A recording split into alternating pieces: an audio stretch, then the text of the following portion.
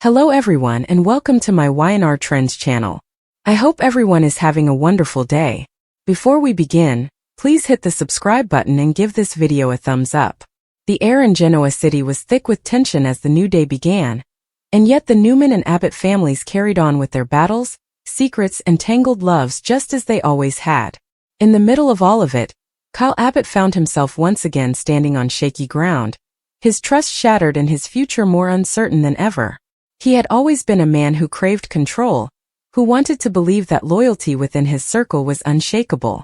But the events of the past few days had turned his world upside down, and Thursday's episode left him with no choice but to face the betrayal that had blindsided him. Kyle had gone into the situation expecting answers, but what he received was far more damaging. A truth that cut deeper than he could have ever prepared for. Genoa City had always been filled with secrets, but this one left scars that wouldn't easily fade. It all started when Kyle overheard a conversation that he was never meant to hear. It wasn't unusual in this town for walls to have ears, for doors to remain slightly ajar, and for hushed voices to carry secrets meant to stay hidden. But Kyle's instincts had drawn him closer, and what he caught in those few words made his blood run cold. He had trusted someone deeply, allowed them into his heart and his home, and now that very person had sold him out. Betrayal in Genoa City was nothing new, but betrayal from someone you believed in felt like a knife twisting inside the chest. The look on Kyle's face as he processed the shocking information told a story of heartbreak, fury, and confusion all at once. He could not immediately decide whether to storm into the room and demand answers, or retreat, gather more evidence, and then strike when his opponent least expected it. That push and pull within him mirrored the turmoil he had been feeling for months, caught between trying to prove himself and realizing he was constantly surrounded by deception. As the day unfolded, Kyle's mind raced back through every recent interaction. He recalled the laughter, the promises, the reassurances that everything was fine. Now those memories felt poisoned, as if every smile had been a mask hiding a hidden agenda. He thought about Summer, about the family business, about the legacy he was always trying to live up to. He remembered the warnings he had ignored, the subtle signs that he had brushed off because his heart wanted to believe otherwise. Genoa City had a way of punishing those who trusted too easily, and Kyle was learning that lesson in the harshest possible way. He could feel the pressure building within him, an urgent need to take action, but his father's voice echoed in his head. Jack Abbott always warned him about letting emotions dictate his moves. Yet even Jack's wisdom could not cool the fire that betrayal had lit inside him. Meanwhile, across town, whispers spread quickly. Nothing stayed quiet for long in Genoa City, and Kyle's private heartbreak was already threatening to become very public. Those who knew pieces of the story exchanged glances, knowing full well that once the truth exploded, it would send shockwaves through multiple households. For Kyle, the betrayal wasn't just about personal trust. It was about power, control, and the fragile alliances that shaped his family's future. The Abbotts had enemies lurking everywhere, and Kyle could not shake the feeling that his betrayal had been orchestrated, that someone close had been manipulated into turning against him. That thought provided little comfort. If anything, it made the situation worse because it meant the betrayal was both personal and strategic. And in Genoa City, those two ingredients were always a recipe for disaster. When Kyle finally confronted the person at the center of the storm, the exchange was nothing short of explosive. His voice trembled with restrained rage, his eyes blazing as he demanded the truth. At first, there was denial, an attempt to deflect and claim innocence. But Kyle wasn't buying it, not this time. He had evidence, he had heard too much, and his instincts screamed that the denials were just another layer of deceit.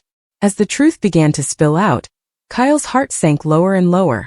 Each word confirmed his worst fears, each admission twisting the knife a little deeper. By the end of the confrontation, Kyle was left standing in silence, staring at someone he no longer recognized. The person who once held his trust was now a stranger, and the bond between them was shattered beyond repair. The aftermath of betrayal in Genoa City was never simple. Kyle walked away from the confrontation, his mind clouded with thoughts of vengeance, heartbreak, and survival. He knew that once this secret came to light, it would ripple far beyond his personal life. It would touch the Abbott legacy, strain relationships that were already fragile, and provide enemies with an opening to strike. Yet, even in his heartbreak, Kyle's resolve began to harden. He would not allow himself to be destroyed by this betrayal. Instead, he would use it as fuel, turning his pain into power. But deep down beneath the surface, the wound was raw. No matter how strong he tried to appear, the truth remained. Kyle Abbott had been betrayed, and the scars of that betrayal would follow him long into the future. Kyle didn't sleep that night. The weight of betrayal pressed down on his chest like an anchor, refusing to let him breathe easily. He sat alone in the Abbott mansion, staring into a glass of bourbon that had long since lost its warmth. The shadows of the room stretched across the walls, mocking him with reminders of how quickly trust could vanish in Genoa City. His father had warned him countless times. Never put blind faith in anyone, not in this town, not even in those closest to you. And yet Kyle had ignored the warning, thinking his own instincts were enough. Now, the bitter taste of disappointment filled his mouth more strongly than the liquor. The betrayal was not just a matter of broken trust. It was a public humiliation waiting to explode. He could feel it in his bones, the inevitability that others would soon know the truth, and when they did, the gossip and judgment would consume him. Jack found him there in the dim light, his expression weary but compassionate. He had seen that same defeated look in his own reflection countless times over the years. Jack knew betrayal better than most men. He had lived it, loved it, and survived it. Sitting down across from his son, he didn't speak right away. Silence was sometimes the kindest gift. Kyle finally broke the quiet, his voice hoarse as he confessed what had happened, every detail tumbling out like shattered glass. Jack listened, his heart aching for his son but his mind already analyzing the broader consequences. This wasn't just about Kyle's pain. This was about how the betrayal could be weaponized against the Abbott family. Jack's voice was steady when he finally spoke, reminding Kyle that Abbotts never stayed down for long. They learned, they adapted, and they fought back. Still, he encouraged Kyle to grieve, because pretending the pain didn't exist would only eat him alive. Across town, the whispers were indeed spreading. Summer Newman had caught wind of fragments of the story, though not yet the full truth. Her connection to Kyle was complicated, their history woven with both deep love and bitter resentment. She still cared for him, that much was undeniable, but caring didn't mean forgiving every mistake. When she heard that Kyle had been betrayed, her first instinct was protective, anger at whoever had hurt him. Yet at the same time, old wounds resurfaced. She couldn't help but remember when Kyle himself had betrayed her trust, when his decisions had left her heart broken. It was a cruel twist of fate that now the tables had turned, and she wondered if Kyle finally understood the pain he had once inflicted. Still, part of her wanted to reach out, to remind him he wasn't alone. But pride held her back. In Genoa City, vulnerability was a dangerous weapon, and Summer wasn't ready to hand anyone her heart again. The next morning, Kyle forced himself to face the world. He walked into Jabot with a determination that surprised even him. The sting of betrayal hadn't lessened, but he had decided to wear his pain as armor rather than a wound. Colleagues glanced his way, some with curiosity, others with knowing eyes that suggested they had heard rumors. Kyle ignored them all, his focus locked on regaining control. He called a meeting, his tone sharp and direct, demanding updates on projects, strategies, and numbers. He threw himself into work with the kind of intensity that bordered on obsession, as if burying himself in Jabot's business could distract him from the personal chaos unraveling outside its walls. But every so often, in the middle of discussions, his mind wandered back to the betrayal, the sting of those words he had overheard, the gut punch of realizing someone he trusted had sided against him. He clenched his jaw, forcing himself back into the present. Meanwhile, the person responsible for betraying Kyle was grappling with their own guilt, or at least the appearance of it. In Genoa City, even guilt was a layered game. Sometimes it was genuine remorse. Other times it was merely fear of being exposed. They had crossed a line they couldn't uncross, and now the consequences loomed like a storm on the horizon. Each interaction carried the risk of discovery, each lie piled upon the last, threatening to topple the fragile tower of deception. They told themselves they had reasons that made sense at the time, reasons rooted in self-preservation or promises made to others. But even the best excuses couldn't soften the truth. They had betrayed Kyle Abbott, and once the truth spread, they would be the one left standing in the crossfire. Elsewhere in Genoa City, Phyllis had her suspicions. She always did. Few people had an instinct for drama and manipulation quite like Phyllis Summers. She sensed that something was bubbling beneath the surface, something connected to both Kyle and her daughter, Summer. Phyllis thrived on unraveling secrets, exposing them when it suited her, and using them to her advantage when it didn't. She kept her eyes sharp and her ears open, ready to seize the opportunity the moment the betrayal came fully into the light. For Phyllis, information was currency, and Kyle's heartbreak might just become her leverage. By the end of the day, Kyle found himself once again alone, standing on the balcony of the Abbott home, staring out into the night sky. He thought about the boy he used to be, the man he had tried to become, and the mistakes he had made along the way. Betrayal had a way of forcing a person to reassess everything, to question not just others but themselves. He wondered if he had been blind, if he had ignored warning signs out of desperation to believe in something good. He wondered if maybe he had put too much trust in the wrong people while keeping walls up against those who might have truly cared. The silence of the night offered no answers. But one truth remained clear in his mind. He could not let this betrayal define him. Tomorrow would bring new battles, new schemes, and new opportunities to reclaim what was his.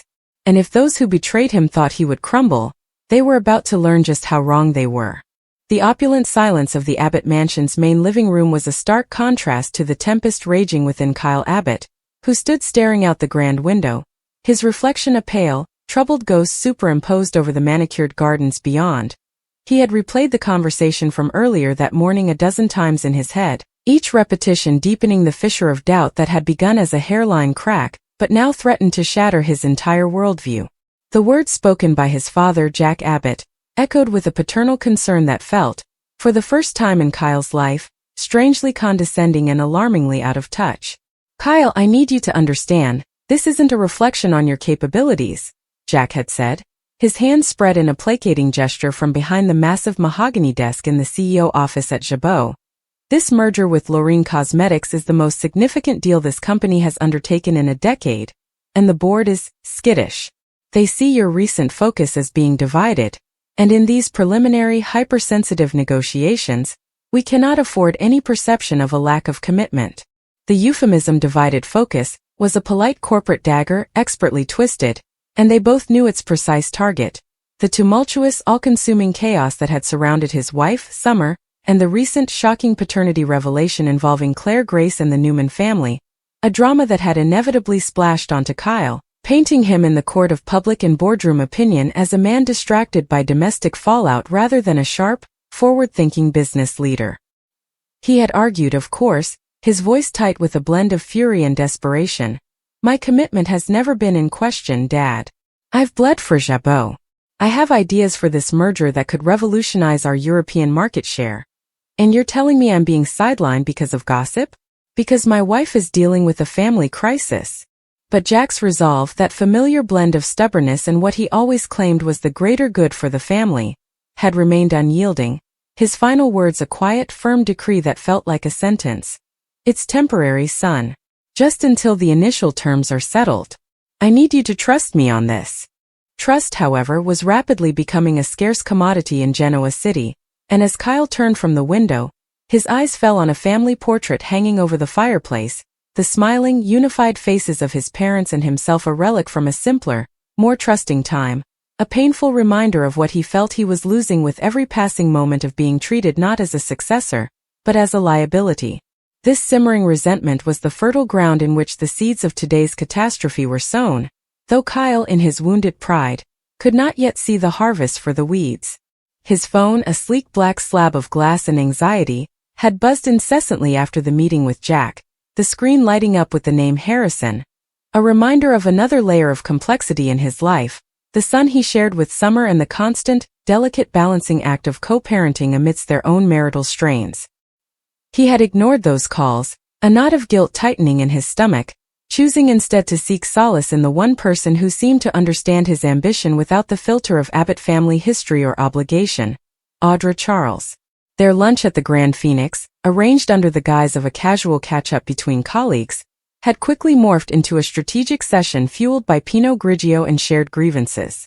Audra, ever the master manipulator with a velvet touch, had listened with rapt, sympathetic attention, her eyes narrowing in all the right places, her perfectly manicured fingers tracing the rim of her wine glass as she murmured, "Jack is making a monumental mistake.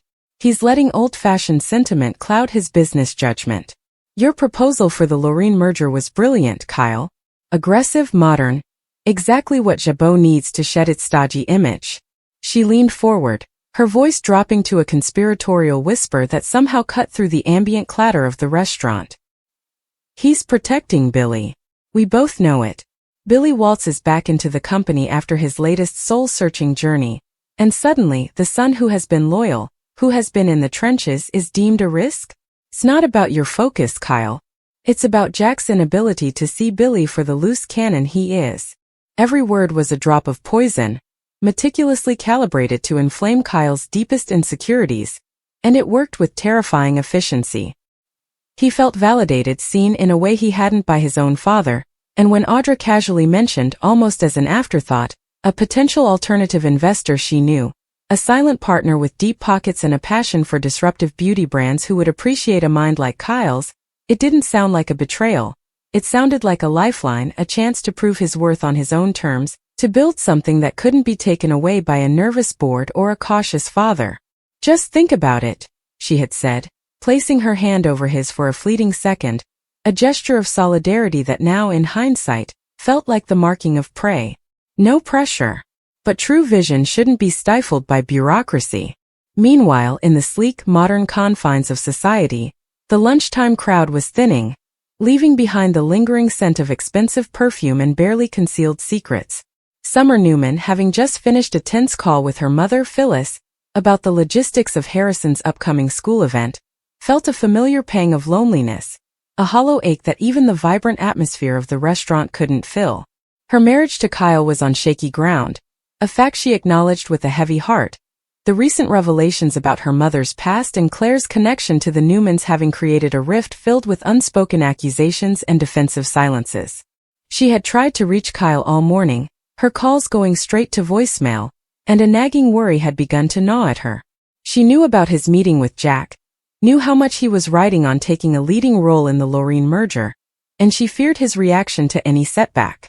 Her thoughts were interrupted by the arrival of Diane Jenkins Abbott, who swept into the restaurant with her characteristic poise, though Summer, with a daughter-in-law's sharp eye, detected a flicker of unease beneath the perfectly applied makeup. "Summer, darling," Diane greeted, air-kissing her cheek before sliding into the booth. "You look lovely. A little tired, perhaps. Everything all right?" The question was a minefield, and Summer chose her steps carefully.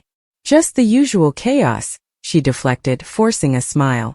"Harrison's science project is threatening to take over the entire apartment. Have you spoken to Kyle? I can't seem to get a hold of him." Diane's expression tightened almost imperceptibly. "I saw him briefly after his meeting with Jack," she said, choosing her words with diplomatic precision. "He was upset. Jack felt it necessary to reassign some of his responsibilities on the Lorraine account. Temporarily, of course." She sighed, a practiced, weary sound. "You know how Kyle is, he takes these things so personally. Jack is only thinking of the company, of shielding him from unnecessary pressure during this difficult time for you both." The implication was clear and it stung. Summer felt a flash of defensive anger. "So it's my fault? The difficult time I'm having with my family is now impacting my husband's career." Diane reached out, her hand cool and steady on Summer's. "No one is saying that, dear. But perception is everything in business. Jack is managing perceptions. I'm sure Kyle will calm down and see reason once he's had time to process it." But as Summer looked into Diane's carefully neutral eyes, a cold dread settled in her stomach. She knew her husband. Kyle didn't calm down and see reason when he felt cornered.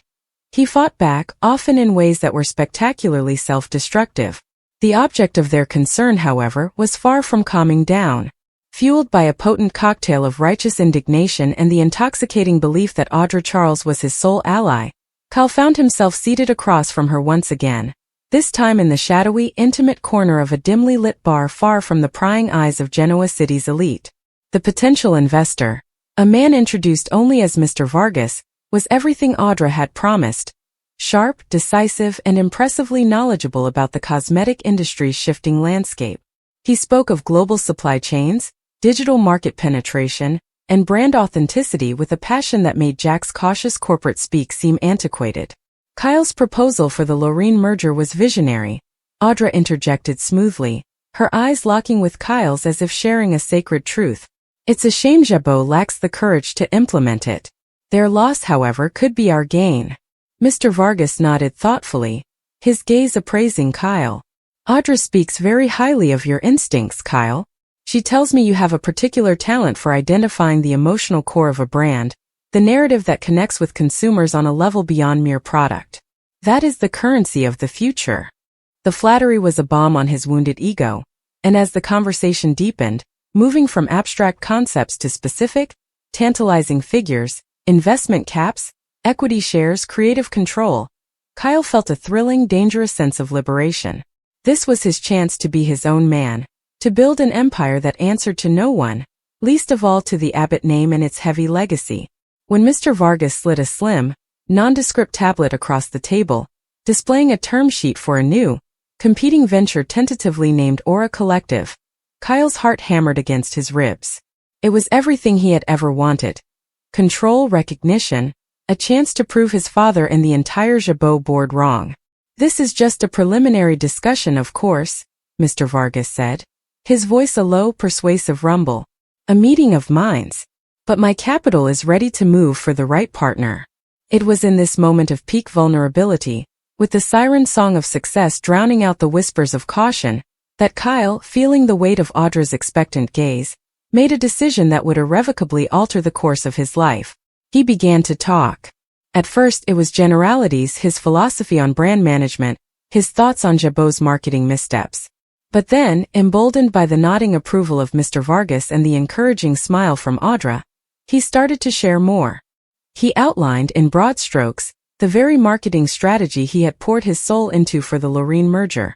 He talked about target demographics, proposed launch timelines, and even mentioned a key proprietary ingredient sourcing channel that Jabot had secured at great cost. A channel that was the linchpin of their entire competitive advantage. He was careful, or so he thought, to avoid specific financials or legally binding details, convincing himself he was merely illustrating his strategic capability, not divulging trade secrets. He was building his case, proving his worth to his potential benefactor. He failed to see the subtle, almost imperceptible glance that passed between Audra and Mr. Vargas, a look not of collaborative excitement, but of predatory satisfaction. He was so busy proving he was a player, he didn't realize he was the piece being moved on the board.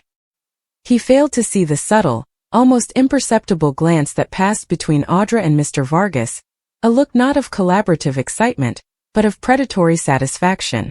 He was so busy proving he was a player, he didn't realize he was the piece being moved on the board.